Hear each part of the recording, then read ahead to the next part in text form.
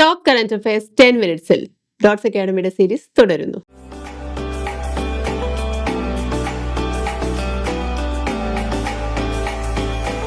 നമുക്ക് ഈ സെഷനിലെ ആദ്യത്തെ ചോദ്യം നോക്കാം. Which country has officially become a full Shanghai Cooperation Organization SCO member recently? So SCO member ആയ റീസെൻറ്റ് കൺട്രി ഏതാണെന്നാണ് ചോദ്യം. ഏതാണ് ആ രാജ്യം? ഇറാൻ ആണ്. Iran. Okay. SCO is a permanent intergovernment international organization established എപ്പോഴാണ്? 2001 എസ്റ്റാബ്ലിഷ് ചെയ്തത് ഓൺ ജൂൺ 15. പേര് പോലെ തന്നെ എവിടെയാണ് എസ്റ്റാബ്ലിഷ് ചെയ്തിരിക്കുന്നത്? In Shanghai People's Republic of China.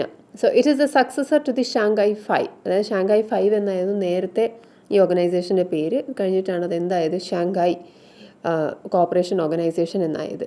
India, China and Pakistan are members. ഒരുപാട് മെമ്പേഴ്സ് ഉണ്ട്. അതിൽ prominent members India, China and Pakistan. ഇവർ 3 പേരും ഇതിൻ്റെ മെമ്പേഴ്സാണ്. The organisation also contains the regional anti terrorist structure. RATS എന്ന് പറയുന്ന ഒരു സ്ട്രക്ചറും ഈ ഓർഗനൈസേഷൻ ഉണ്ട്. ഓർഗനൈസേഷൻ്റെ മെമ്പേഴ്സ് നമുക്കിതായി മാപ്പ് വഴി ഒന്ന് നോക്കാം. ഏതൊക്കെയാണ് വരുന്നത്? Russia, Kyrgyzstan, Tajikistan, India, Pakistan, Iran, Uzbekistan, Kazakhstan, Belarus ആണ് വരുന്നത്. ഇതിൽ ഒബ്സർവർ സ്റ്റേറ്റസ് വരുന്നത് മംഗോളിയക്കും അഫ്ഗാനിസ്ഥാനുമാണ്. നമ്മൾ ശ്രദ്ധിക്കേണ്ട ഒരു കാര്യം എന്ന് പറയുന്നത് ഇന്ത്യയും പാകിസ്ഥാനുണ്ട്, അതേസമയം ഇന്ത്യയുടെ മറ്റ് നെയ്ബറിംഗ് കൺട്രീസ് ഒന്നും അവിടെ വരുന്നില്ല. നേപ്പാളില്ല, ഭൂട്ടാനില്ല, ബാംഗ്ലാദേശ് ഇല്ല, ശ്രീലങ്കയില്ല. ഇവരൊന്നും SCOയുടെ മെമ്പേഴ്സ് അല്ല. ഈ കിടക്കുന്ന ഈ പോയിന്റ്സ് ഇവിടെ മാത്രമാണ് മെമ്പേഴ്സ് വരുന്നത്. ഒബ്സർവേഴ്സായിട്ട് മംഗോളിയ ആൻഡ് അഫ്ഗാനിസ്ഥാൻ. ഇറാൻ നേരത്തെ ഒബ്സർവർ ആയിരുന്നു, ഇപ്പോഴാണ് ഒരു ഫുൾ ടൈം മെമ്പർ ആയത്. ഓക്കെ. സോ നമുക്ക് അടുത്ത ചോദ്യം നോക്കാം. അടുത്ത ക്വസ്റ്റ്യൻ എന്താണ്? India's first police drone unit launched in. എവിടെയാണ് പോലീസ് ഡ്രോൺ യൂണിറ്റ് വന്നിരിക്കുന്നത്? ഇന്ത്യയുടെ ആദ്യത്തെ പോലീസ് ഡ്രോൺ യൂണിറ്റ് വന്നിരിക്കുന്നത് ചെന്നൈയിലാണ്.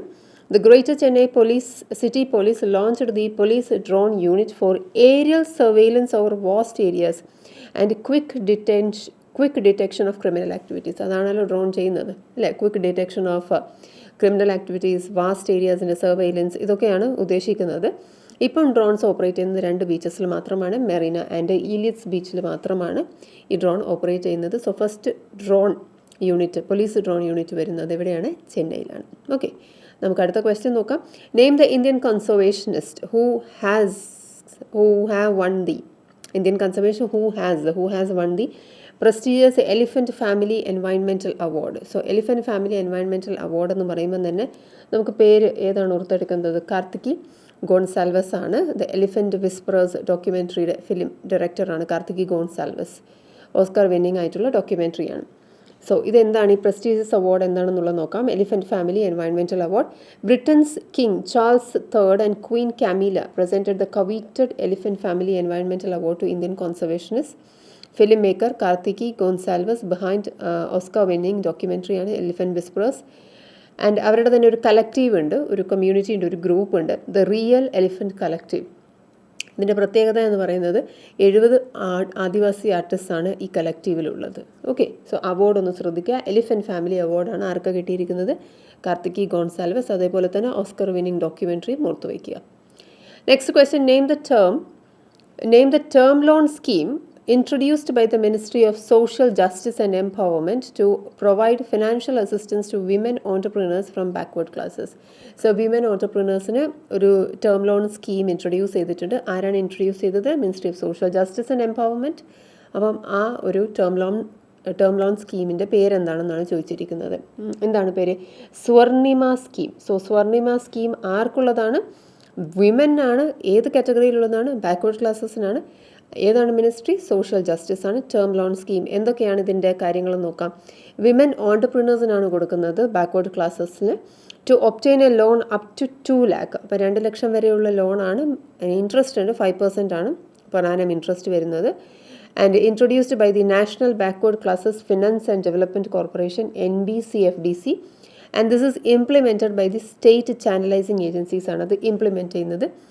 ആരുടെ പ്രോഗ്രാമാണ്? Ministry of social justice and എംപവർമെൻറ്റിൻ്റെ. ഓക്കെ. സ്വർണിമ സ്കീം. അടുത്ത ക്വസ്റ്റ്യൻ നമുക്ക് നോക്കാം. Which is the term used to refer the solar radiation management that describes a set of proposed approaches to reflect sunlight back to space to cool the earth rapidly. So ഇത് എന്താ ഉദ്ദേശിക്കുന്നത്, solar റേഡിയേഷനെ manage ചെയ്യാനുള്ള ഒരു പ്രോഗ്രാമാണ്. സൺലൈറ്റിനെ reflect ചെയ്യുകയാണ് ചെയ്യുന്നത്, തിരിച്ച് reflect ചെയ്യുകയാണ് ചെയ്യുന്നത്, ബാക്ക് ടു സ്പേസ് റിഫ്ലക്റ്റ് ചെയ്യുകയാണ്, so as to cool the എർത്തിനെ കൂൾ ചെയ്യാൻ വേണ്ടിയിട്ട് പതിച്ചിരിക്കുന്ന ആ സൺലൈറ്റിനെ തിരിച്ച് സ്പേസിലേക്ക് തന്നെ റിഫ്ലക്റ്റ് ചെയ്യുന്ന അതിനൊരു ടേം പറയും. ആ ടേം എന്താണെന്നാണ് ചോദിച്ചിരിക്കുന്നത്. സോളാർ റേഡിയേഷൻ മാനേജ്മെൻ്റ് ആണ്. ആ പറയുന്ന ടേം എന്ന് പറയുന്നത് സോളാർ ജിയോ എഞ്ചിനീയറിംഗ് ആണ്. So solar geo engineering is reflecting the sunlight back to space. Okay. It is also referred to as solar radiation management. With this, researchers are considering stratospheric aerosol injection. ഇപ്പോൾ ഇത് മാത്രമല്ല, വേറെയും കുറേ plans ഒക്കെ ഉണ്ട്. സ്ട്രാറ്റോസ്ഫിയറിൽ aerosol inject ചെയ്യുക എന്നുള്ളതും upper അറ്റ്മോസ്ഫിയറിൽ. അതേപോലെ തന്നെ മെറൈൻ ക്ലൗഡ് ബ്രൈറ്റനിങ് എന്ന് പറയുന്ന ഒരു കേസും വരുന്നുണ്ട്. മെറൈൻ ക്ലൗഡ് ബ്രൈറ്റനിങ് എന്ന് പറയുന്നത് using sea salt to stimulate cloud formation ഓഷൻ്റെ മുകളിൽ ക്ലൗഡ് ഫോം ചെയ്യാനുമുള്ള ഒരു സ്കീമും കൂടി ഇതിനകത്ത് വരുന്നുണ്ട്. That is marine cloud brightening. Terms ഒന്ന് ഓർത്ത് വയ്ക്കുക. സോളാർ ജിയോ എഞ്ചിനീയറിംഗ് എന്ന് പറയുന്നത് റേഡിയേഷൻ മാനേജ് ചെയ്യാനാണ്. മറ്റൊരു ടേം എന്ന് പറയുന്നത് സ്ട്രാറ്റോസ്ഫെറിക് എയറോസോൾ ഇഞ്ചക്ഷൻ ആണ്. വേറൊരെണ്ണമാണ് മെറൈൻ ക്ലൗഡ് ബ്രൈറ്റനിങ് എന്ന് പറയുന്നത്. സോ കടലിൻ്റെ മുകളിൽ, ഓഷ്യൻസിൻ്റെ മുകളിൽ ക്ലൗഡ് ഫോർമേഷൻ സ്റ്റിമുലേറ്റ് ചെയ്യുക എന്നുള്ളത്. സോ അതാണ് ഈ ക്വസ്റ്റ്യൻ. നെക്സ്റ്റ് അടുത്ത ക്വസ്റ്റ്യൻ നമുക്ക് നോക്കാം. What is a new name given to the hill station of Lansdowne in Uttarakhand? So ഉത്തരാഖണ്ഡിന് പുതിയൊരു പേര് വന്നിട്ടുണ്ട്. ഉത്തരാഖണ്ഡിനല്ല, ലാൻസ്ഡൗൺ ഒരു പുതിയൊരു പേര് വന്നിട്ടുണ്ട്.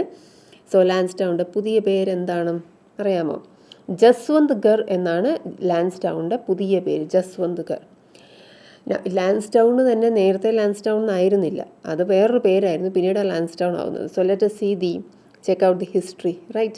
So Lansdowne Cantonment, one of the most visited hill stations, has changed its name to Jaswantgarh after rifleman Jaswant Singh, a 1962 Sino-Indian war hero. So Indo China war hero, 1962 Indo China war hero ആണ് ജസ്വന്ത് സിംഗ് എന്ന് പറയുന്ന rifleman. അദ്ദേഹത്തിൻ്റെ പേരിലാണ് ഇനി Lansdowne അറിയാൻ പോകുന്നത്.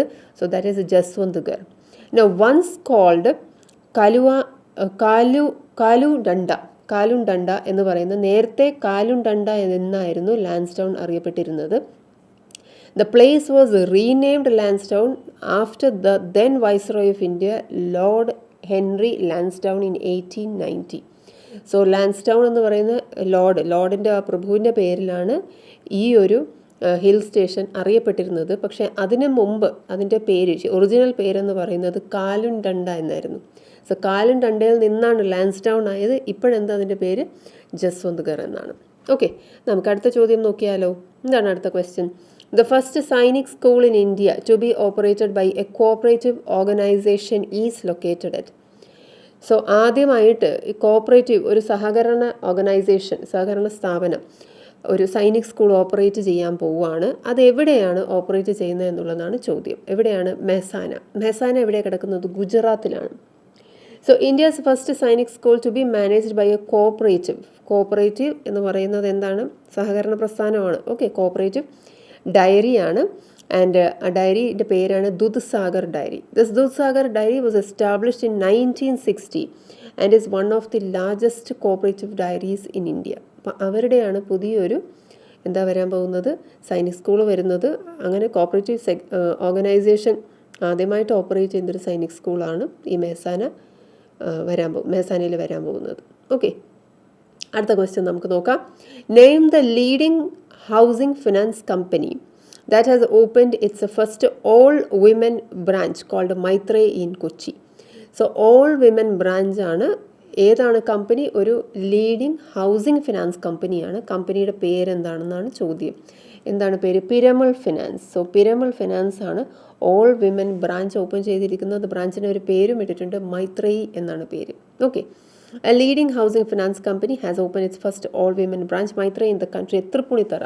So കൊച്ചിയിൽ എവിടെയെന്ന് ചോദിച്ചു കഴിഞ്ഞാൽ തൃപ്പൂണിത്തറയിലാണ് Maitreyi an all-women branch open ചെയ്തിരിക്കുന്നത്. നമുക്ക് അടുത്ത ക്വസ്റ്റ്യൻ നോക്കാം. As per the 2024 global peace index released by the institute for economics and peace, which is the most peaceful country? So global peace index ആരാണ് റിലീസ് ചെയ്യുന്നത്? Institute of economics and peace ആണ്. Most peaceful country ഏതാണ്? ഐസ്ലാൻഡാണ്. Okay, ഐസ്ലാൻഡാണ് most peaceful country. അത് കഴിഞ്ഞതിന് ശേഷം വീണ്ടും വരുന്ന ഒരു ലാൻഡ് തന്നെയാണ്, but that is Ireland and then Austria. So Iceland, Ireland and Austria, ഇങ്ങനെയാണ് അതിൻ്റെ റാങ്കിങ് പോകുന്നത്. Iceland has held the top spot since the global peace index was first created. So ഈ ഗ്ലോബൽ പീസ് ഇൻഡെക്സ് ക്രിയേറ്റ് ചെയ്ത മുതൽ Iceland ആ സ്ഥാനം വേറെ ആർക്കും വിട്ടുകൊടുത്തിട്ടില്ല. സോ ദ ടോപ്പ് സ്പോട്ടാണ് occupy ചെയ്യുന്നത്. India's ranking has improved from 126th in 2023 to 116 in 2024. So നമ്മൾ അത്യാവശ്യം നല്ലതായിട്ട് തന്നെ റാങ്ക് ഇംപ്രൂവ് ചെയ്തിട്ടുണ്ട്. 2023 126 സ്ഥാനമായിരുന്നെങ്കിൽ ഇന്നിപ്പോൾ അത് 116 സ്ഥാനമാണ് in 2024. So the ranking has improved considerably എന്ന് തന്നെ നമുക്ക് പറയാം. Okay, so global peace index ഓർത്ത് വയ്ക്കുക, and Iceland also. Now, the last question. A recent study suggests that the colossal and the mysterious gravity hole may be the remnants of an ancient sea that disappeared millions of years ago. It is located in. Colossal എന്ന് പറയുന്നത് എന്താണ്? വളരെ വലിപ്പമുള്ളത് എന്നാണ്, വലുത് എന്നുള്ള അർത്ഥത്തിൽ. Mysterious ഒരു gravity whole എവിടെയാണ്? ഏൻഷ്യൻ്റ്, അത് പഴയ റെമനൻസ് ഓഫ് ഏൻഷ്യൻ സീ ആവാം എന്നാണ് പറയുന്നത്. റെമനൻസ് എന്ന് പറഞ്ഞാൽ എന്താണ്? റിമെയിൻസ് ആണ്, ബാക്കിയാണ്. ഏതോ ഒരു ഏൻഷ്യൻ്റ് കടലിൻ്റെ ബാക്കിയാകാം ഈ ഗ്രാവിറ്റി ഹോൾ എന്ന് പറയുന്ന സാധനം. അത് പണ്ടെപ്പോഴോ നമുക്ക് ഡിസപ്പിയർ ആയ ഏതോ ഒരു കടലിൻ്റെ ഭാഗമായിരിക്കാം, ഏതോ ഒരു കടലായിരിക്കാം ഗ്രാവിറ്റി ഹോൾ എന്ന് പറയുന്നത്. അപ്പോൾ ഗ്രാവിറ്റി ഹോൾ മനസ്സിലായല്ലോ, അത് സ്പേസിലല്ല, അത് ഓഷ്യനിലുള്ള ഒരു കാര്യമാണ് പറയുന്നത്. സോ ഇങ്ങനെ ഒരു ഗ്രാവിറ്റി ഹോള് എവിടെയാണ് ലൊക്കേറ്റ് ചെയ്തിരിക്കുന്നത് എന്നാണ് ചോദ്യം. എവിടെയാണ് ലൊക്കേറ്റ് ചെയ്തിരിക്കുന്നത്? ഇന്ത്യൻ ഓഷ്യനിൽ. So the point is, Indian ഓഷ്യനിൽ നേരത്തെ അതിനകത്തൊരു കടൽ ഉണ്ടായിരിക്കണം, ആൻഡ് ആ കടൽ മിസ്റ്റീരിയസ്ലി ഡിസപ്പിയർ ആയി എന്നാണ് ഈ ഗ്രാവിറ്റി ഹോളിൻ്റെ സ്റ്റഡി കാണിക്കുന്നത്. അപ്പോൾ നമുക്ക് നോക്കിയാലോ. The gravity hole, also known as the Indian Ocean geoid low, അങ്ങനെയാണ് പറയുന്നത്. ഇന്ത്യൻ ഓഷ്യൻ ജിയോയിഡ് ലോ ആണ്. It is the deepest gravitational anomaly on earth. അപ്പം ഗ്രാവിറ്റേഷണൽ അനോമലിയാണ് ഈ പറയുന്ന ഈ ഹോൾ എന്ന് പറയുന്നത്. It is a circular region in the ocean with a weak gravitational pull. ഇതാണ് അതിൻ്റെ പ്രശ്നം. എന്താ അനോമലി എന്ന് ചോദിച്ചു കഴിഞ്ഞാൽ അതിനവിടെ ഒരു വീക്ക് ഗ്രാവിറ്റേഷണൽ പുള്ളാണ് ഈ പറയുന്ന ഈ ഓഷ്യനിലെ സർക്കുലർ റീജിയനിൽ വരുന്നത്. Causing the sea level two B 106 meters lower than the surrounding area. So see level ആ ഒരു പോർഷനിൽ മാത്രം 106 meters എന്താണ് ലോയിലാണ് വരുന്നത്. അപ്പം ഈ ഒരു കേസ്, ഈ ഒരു മിസ്റ്റീരിയസ് ആയിട്ടുള്ള ഗ്രാവിറ്റി ഹോള് എവിടെയാണ് ലൊക്കേറ്റ് ചെയ്തിരിക്കുന്നത്? ഇന്ത്യൻ ഓഷ്യനിലാണ്. അതിന് അവർ പറയുന്നത് വേറൊരു പേരിലാണ്, എന്താണ്? ഇന്ത്യൻ ഓഷ്യൻ ജിയോയിഡ് ലോ എന്നാണ്. ഒരൊറ്റ പ്രിപ്പറേഷൻ കൊണ്ട് ഒന്നിലധികം എക്സാമുകൾക്ക് തയ്യാറെടുക്കണം. വരൂ, ഡോട്ട്സ് അക്കാഡമിയുടെ ഭാഗമാകും. SSC PSC combo, SSC bank combo, exclusive SSC, exclusive bank എന്നീ കോച്ചിങ്ങുകൾക്ക് തിരുവനന്തപുരത്തും കൊല്ലത്തും ബാച്ചുകൾ. നിങ്ങളുടെ വീടിന്റെയും ജോലി സ്ഥലത്തിന്റെയും സൗകര്യത്തിൽ നിന്ന് പഠിക്കാൻ ഓൺലൈൻ ബാച്ചുകൾ. അപ്പൊ ഇനി എന്തിനു കാത്തിരിക്കണം? വരൂ ഡോട്ട്സ് അക്കാഡമിയിലേക്ക്. For more details contact